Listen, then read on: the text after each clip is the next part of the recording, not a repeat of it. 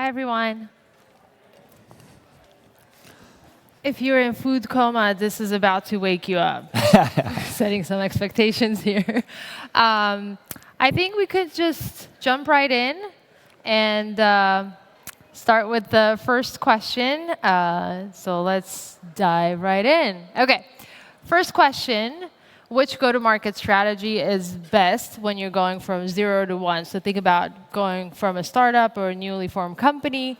And one thing to keep in mind, too, once they share their point of view, at the end, the audience will vote on in terms of doing a poll if one argument swayed them in one way or another. So that'll be the fun part, too. So with that, Emerson, your 2-minute begins now. Awesome. Well, I love starting off with this, as I've spent the last 20 years helping companies go from 0 to 1 in both startups and enterprise. So I think there's a lot of interesting benefits, and we'll talk about them today. But the first thing I want to just lay as a foundation is I really reject that sales-led growth has to be at the expense of a great user experience. I think we can have both. But when we're going to 0 to 1, I think it's good to think about the funding climate that we're in today. You know, year over year, funding rates are down about 50, or at all-time lows. The funding dollars are down 50% year over year. So it's a really hard time to raise funding. Beyond that, how do we start to, there's other benefits to sales-led growth. One is salespeople are great actual customer development. They're great. They're talking with the customers on a day-to-day basis. So you can learn from them. You can hear what are the real pain points that customers say they're having. And what they say versus what they buy is often very different. That information can go into your marketing materials. That information can help you figure out your product roadmap. And that's on the startup side. But if we look at the enterprise, where I know a lot of us work, including myself, there's a lot of other challenges and benefits that face. In the enterprise, going from 0 to $1 million of revenue in a year is not that impressive. That doesn't even cover your legal bill to get it approved, to get that MVP launched. So I think one of the key aspects of sales-led growth in the enterprise is, can you build letters of intent? Can you get people and companies saying, hey, I'm interested in what this is? And that gives you more runway to figure out what the right thing to go build is. And I think it gives you a lot more sway with your leadership teams. One of the projects we worked on with PwC over the years, we started off working with them, was very product-led. We actually got funding because it was going very well, but then the leadership was like, hey, actually, this project isn't important anymore. Let's move to another area. And then with that one, we were really focused on building LOIs, and we ended up having a much longer-term runway as a result of having that. Wow, look at that. Ahead of time. Thank you for that. It was very salesy. Beata? And how great you are with time. You were just like, 4 seconds left. OK, yours begins now. Yeah. So, there were some great points, definitely, from Emerson about sales growth strategy. However, for me, product-led growth strategy is like the one to go. They are both, of course, like completely different. But when it comes to fast adoption or giving your users what they really want. When you think about product-led strategy, PLGs, they always try to, or part of the strategy is to get your fast customer feedback and actually build for your customer what what they really want. So this strategy allows you to, of course, to keep flexible and start building, not maybe from a big, visionary product. You don't need to go with, a big vision, what you want to achieve at the end, and start selling that to your customers. But you can start smaller. You don't need to have that big, costs of sales. Of course, when you get this funding, when you have those money to spend, nice to maybe go with the sales growth strategy. But if you really want to grow, not maybe from 0 to 1 million, but from 0 to 1 to get some adoption of the product towards on the market, then I believe involving your customers way early, getting their feedback loop, including them into your design process, into your thinking process. That I truly believe is the way better strategy to go, and will give you better first, adoption. Second, as well, customers usually tend to stay longer because you build with them what they want, and you have product not only which you envision, but you have a product as well which they want to have. Wow. Okay, you're making this job so much easier. You're on time, early. Okay. Now let's get the votes in and see which one made a stronger argument, and if they make you sway one way or another. Product-led growth. I see. I think votes are still coming in. Come on, sales-led. Come on.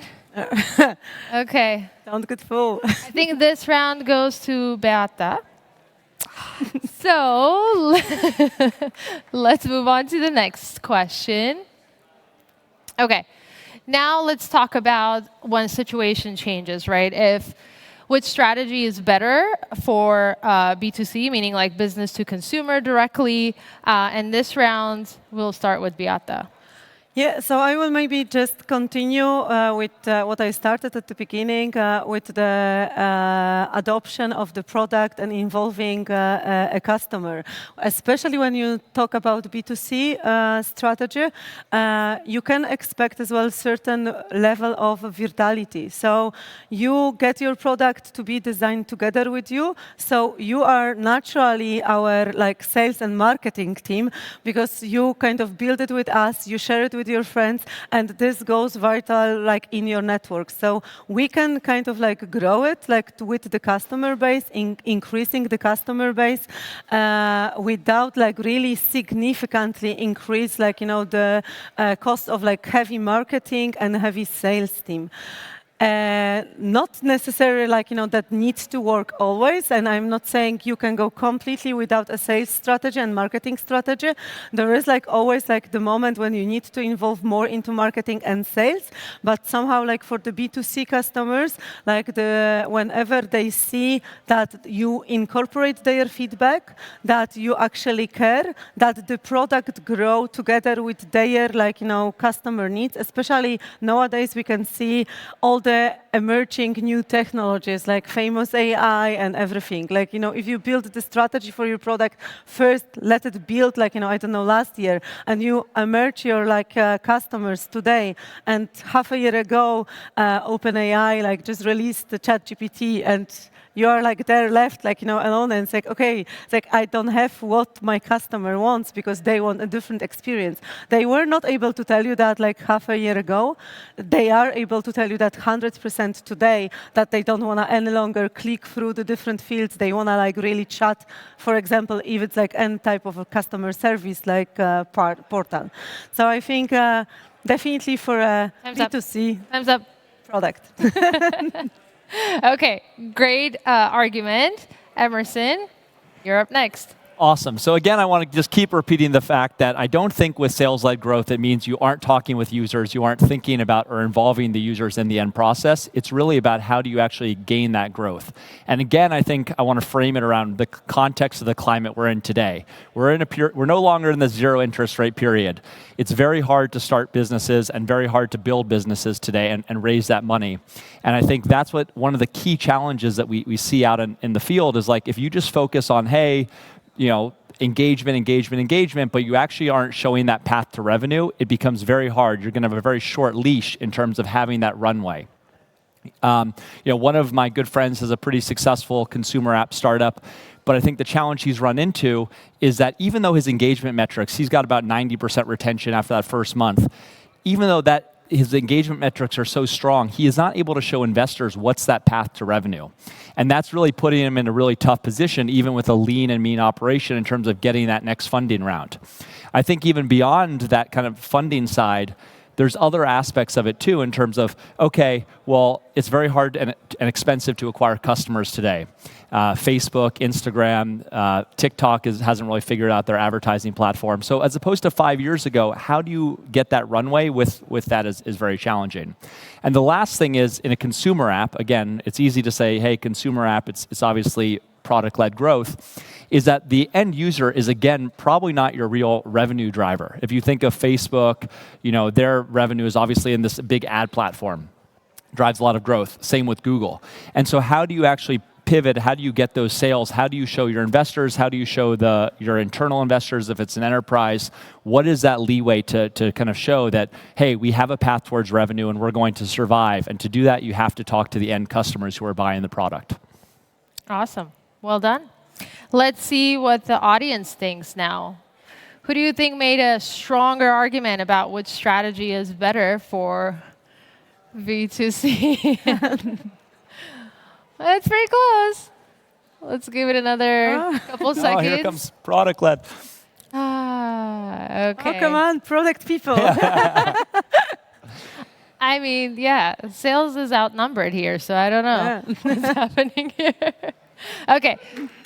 Sales-led growth. This round goes to Emerson. 1-to-1. Yeah. Tied up. Close race. Okay. On the flip side, which strategy is better for B2B? So thinking about selling directly to businesses. Emerson, we'll start with you. Yeah, so this has come up in a few conversations, both on this stage and the other one today, that the enterprise buyer is not really the same as the end user of a product. And so I think this is a really tricky dynamic that we have to play with in B2B. And I think it's a very strong case for sales-led growth. So when I think about this, I had a client who said to me, would you rather be right or would you rather win? If we have the best possible user experience, but no users actually use it, who cares? We've lost. And there's a lot of startups and enterprise products that have ended up dying on that vine because they haven't thought of this. So I think it's really important when you're thinking about building products in the enterprise B2B is creating separate journeys for the end economic buyers as well as the customers and separate those from the end users. The second thing on this topic that I want to share is that McKinsey did a really interesting survey and study on the top 107 or all 107 B2B SaaS companies that are publicly listed. Only a third of those are product-led growth. So that's already kind of an indictment. And if you drill in further, there's only 11 actual high performers in terms of product-led growth compared to the rest being sales-led growth. So this is a really, I think, kind of showcase of it's very hard to do product-led growth in the enterprise and actually sustain that. If you look at a lot of the big product-led growth companies, their stock prices have all tumbled since COVID. How do you continue to maintain that? And also, I think the high performers end up tilting towards audience members in this room. I come from a product and design background, as I said before. So we're going to be naturally inclined to maybe products that are thinking about the user first, but that's not really the core enterprise user. There's a lot more people in the enterprise who don't look like us, unfortunately. I wish there were more people that look like us there, but there aren't. And so I think we have to, again, think of how are we selling to those economic buyers. Thank you for that. Awesome. Over to you, Beata. Yeah, thank you. So definitely a great point, and definitely when you first think about product-led growth and B2B and enterprises, you will say, oh, that's naturally not the path. Like naturally, it's a path for the probably B2C, though we have seen you don't think so. And for B2B, it's not a natural path. But we need to, I think about one important factor. When we led this discussion this way, we are thinking rather of the world that passed, so of the past old-fashioned enterprises, of the past old-fashioned CEO, which are really led by sales and salespeople, and whoever is selling best to them, that's the product they are gonna to buy. Today, the entire economy is changing. The entire world is changing. It's not that you can really even force your employees to use a certain product just because you bought it. Everybody is with a high independent. Everybody want to have a say in the way what I use, how I use it, why I use it. So you will if you let yourself towards a completely sales-led strategy with your company, you might face that in 5 years, and I'm certain that will be maybe today you will still sell, but in 5 years, 3 years, maybe even earlier, you will find yourself in a kind of hole. You said it's only 1/3 of the companies that are actually high performance, which are PLG. It's 1/3, but it's for B2B sector, it's still an emerging strategy to actually be a product-led company, not a sales-led company when you're entering a B2B space. So it's not only a 1/3, it's already 1/3. And like soon, it's not going to be 1/3, it's going to be 2/3, and it's going to be 100%. Nicely done. I like how you used his argument against him. On me old-fashioned. It's like, you did it to yourself. So You old-fashioned or set new? yourself Both. Money, money, money. Well, let's see what the audience thinks. Which is better? There we go. Looks like PLG is winning this race. Oh, come on. Come on. Like, yeah. Oh, so Close, close. so Oh, going the close. wrong way. Smart people, fail. you are going to be on the winning seat. Awesome.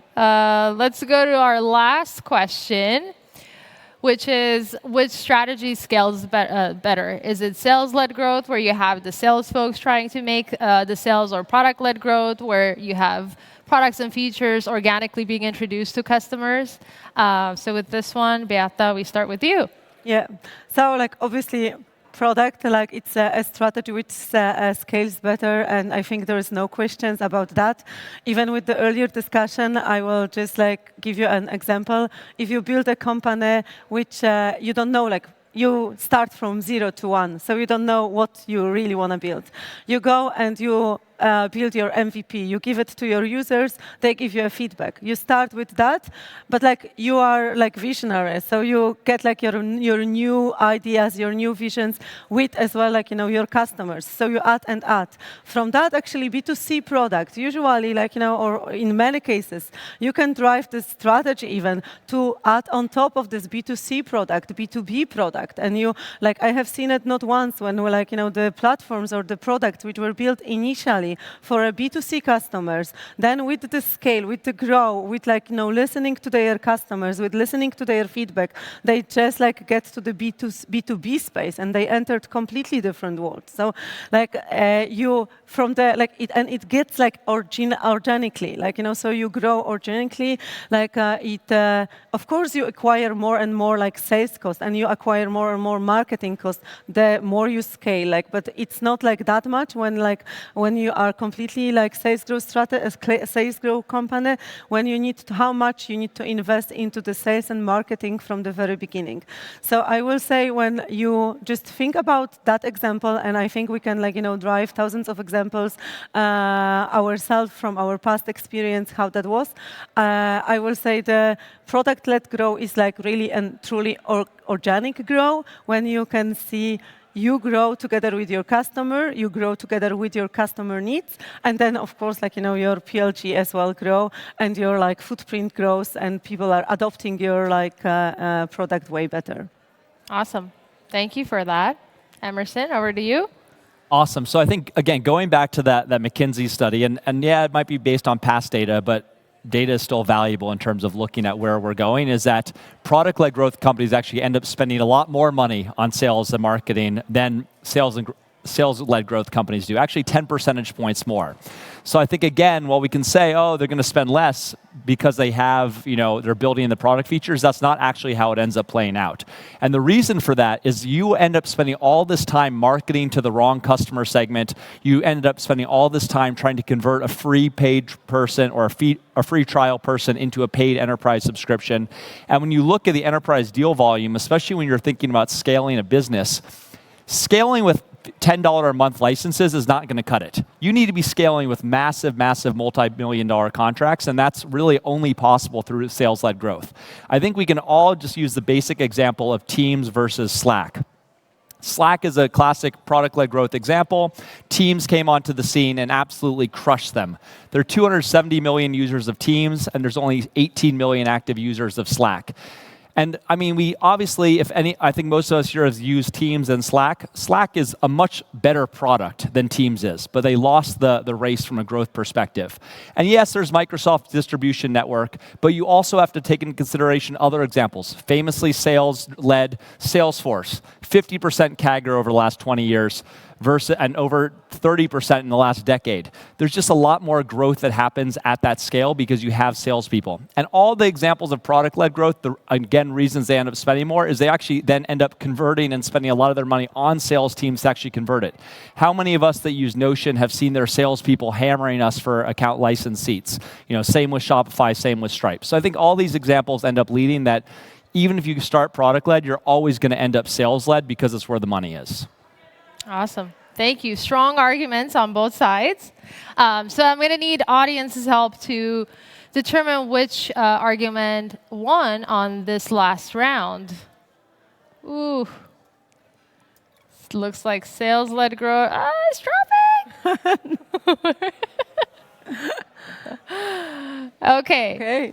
Sales-led growth it is. Thank you for that. So that's die. And now, no, we got one more. We got the closing remarks. This is the deciding round. Yeah. Dun, dun, Dun, dun, dun. Okay, so closing arguments. Emerson, we'll start with you.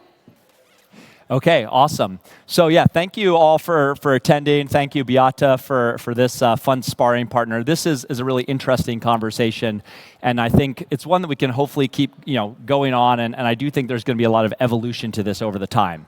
In the immortal words of Wu-Tang Clan, cash rules everything around me.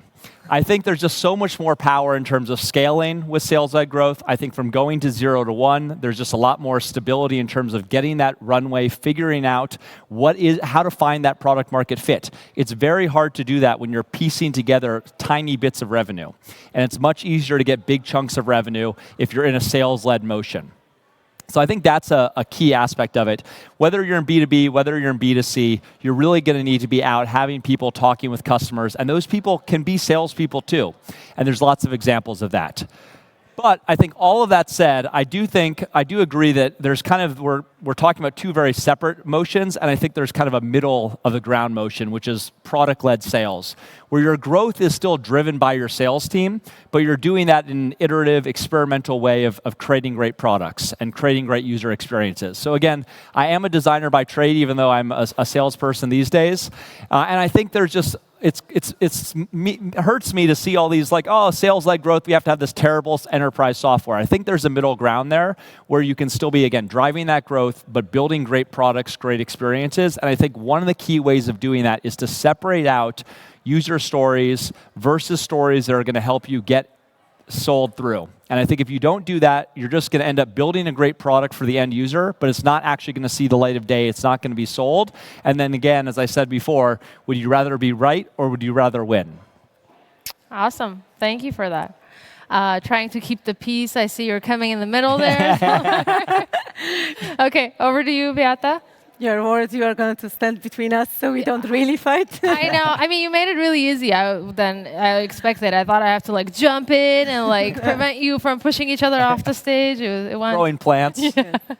I kind of as well cannot disagree completely with what Emerson was saying. There is always a sales aspect in anything that you are doing, unless you are a truly not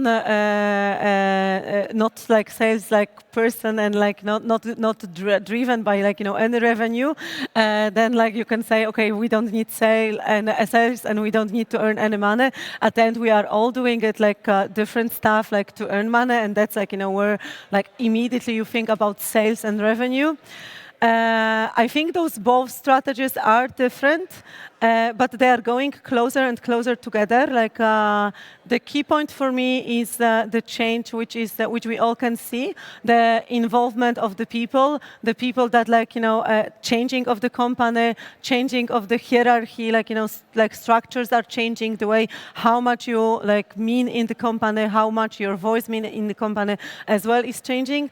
That's always lead to be more product focused and to really build something for everyone, not only for your executives to please them, but as well for the user to actually use them. So whenever you design your product, you need to think, of course, about both sides, because you at the end want to sell your product, you want to earn your money. Either you sell your product to the advertisements company, as you said, and actually people are using your product, you don't earn money from them, but you earn from the ads which are on the platform, or a different different sales strategy. You always need to think of that, but your audience will matter no matter what. They will matter how they use the product. It will matter if they love the product. And of course, bringing that two together, it's the key point. I can't agree more. So I would like to see more of the salespeople thinking about product, not only about revenue. And I think that this way they can really, truly win. Awesome. Thank you both. Let's have a round of applause for our debaters. Well done. Okay, now the deciding round. So before you came in, if you had a point of view, strong point of view on one or the other, listening to the 4 rounds, I'm curious to hear if you joined now the sales-led growth camp or the product-led growth camp. So let's hear from the audience. Okay. Ooh, this is going to be a dance. Good neck. Oh, come on. See, Yeah, let's see. product. Yeah. No, product. Come on. Oh, that's close. Oh, no, that's like, one more vote. Yes, one more vote. Come on, sales led. That's amazing. That's pretty close. Yeah, tie. I think it Product-led sales wins. Yes, I think that's where it is. Yes, it's I the think middle that's ground. the conclusion. Product-led sales. Awesome. Thank you. So we have a few minutes for Q&A. Let's see what questions came in.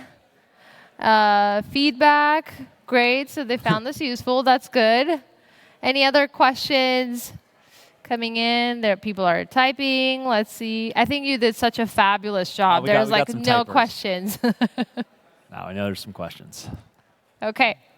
Oh.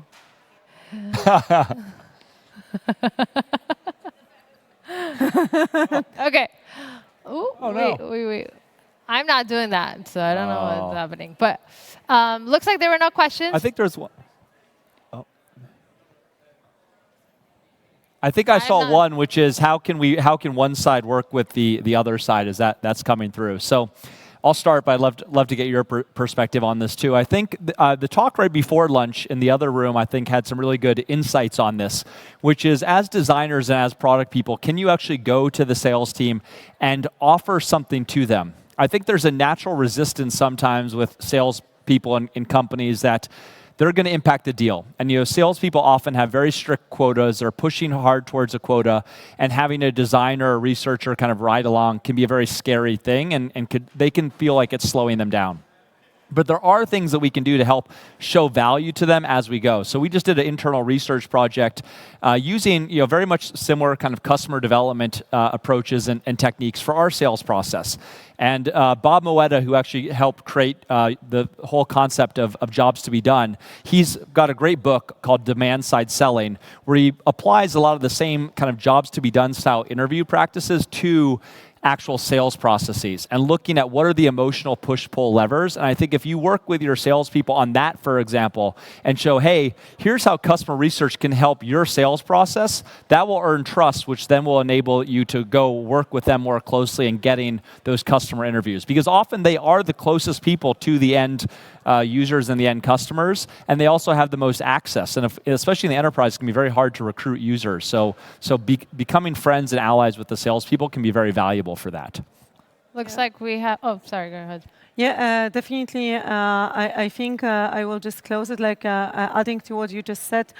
At the end, it required a smart people to be on the top, like smart founders, smart CEO, smart CEOs, the ones which will not close their minds, only on one or another strategy, and will kind of place the both teams or the both point of views equally on the table, and let the team to deliver from that the best value for from both perspectives, not only be hyper only focused on one thing or only on the other. As I said, we are all here to make money, and that's driving our business. But if we want to win with the some years back, we only had 1 or 2 applications which we needed to compete with. Today, there are that many different solutions. Yeah, we are thinking we are innovative. We come up with an innovative product, and next day we wake up and there's 10 others, the same innovative product doing exactly the same. Yeah, so I think you need to be smart enough to put both perspectives and say, okay, end product and sales are needed, but depending on like what is happening on the market, I need to maybe a little bit more focus on one, a little bit on another, and don't place any of your team one above another. Like not like place product above like sales and marketing, or marketing above like product team. Let them work hand by hand, and yeah, like if you are gonna to do it, I think that's gonna to be a like recipe for success, I hope. Awesome. I think we have time for one more question. So the next one is, any advice to get sales feedback through product teams? Billable hours is often a blocker to get time with sales team to learn and hear this feedback. So Emerson, let's start with you maybe. You might have a point of view on this. I think, it goes back to the thing before. I think it's about creating that relationship between salespeople and product teams so you can have that flow of information both ways. And I think it's definitely hard, but I think showing that value, getting those wins to come through and making that time. I think it's the same thing with user research in general, right? I know a lot of teams out there struggle to get even approval to do user research from senior management. Sometimes you just have to do a little bit of it on the side and showcase the results of that so that you can actually get it, they can see the value. You almost have to, show the value of it, not just tell them we need to do this. And sometimes you've got to just do it or make allies within the organization, even if it's not approved. Mm-hmm. Anything to add to that, Beata? Yeah, I will say it's as well going with the general company culture, but as well the processes you have, like, install in your company. I had a different example in my career when we had a difficulty to get a feedback to the engineering teams. I am normally leading an engineering teams, and get a feedback from the customer to the engineering team. It's basically the same problem as described here, like, sales team to the product team, just like, earlier on the stage. So what we have done, like, first, of course, you instill the culture, which is like the feedback culture, cooperative culture, and discussion. But as well, you need to look just simply to your processes and say, okay, maybe every other call, like one call in a month, I want my product team to sit on the sales team just to listen as a listener, and like you empowered them to invite people, and you, on the other hand, like, you as well, like, derive the others, like, okay, you need to be there, like you, and it's like maybe it's not interesting for you. If you're gonna to be there, one call, another call, first call, you will find a better way to discuss with the others. So I think sometimes, like, if any of you is a manager here on the on this venue, like, it a lot depends from the managers, like, to look holistically to the organization and say where my processes don't work, like why those team, like if there is a time, like, as in the question, the billable hours are not like letting us to speak to each other. It's like that's something wrong with, like, the process itself, yeah? Because you shouldn't be looking for an hours outside of your normal working hours to get, like, your sales colleague to talk to you. If that's the case, like, you need to just like look into the processes and say, okay, that's part of the people's responsibility to get to know each other job and each other feedback. Yeah. And we do, if you're interested on that topic, actually, we have a talk about this tomorrow morning. So make sure to catch that, because we talk about formalizing those alliances and how do you work together to foster customer centricity at organization. With that, that's everything. Thank you both so much. Great job.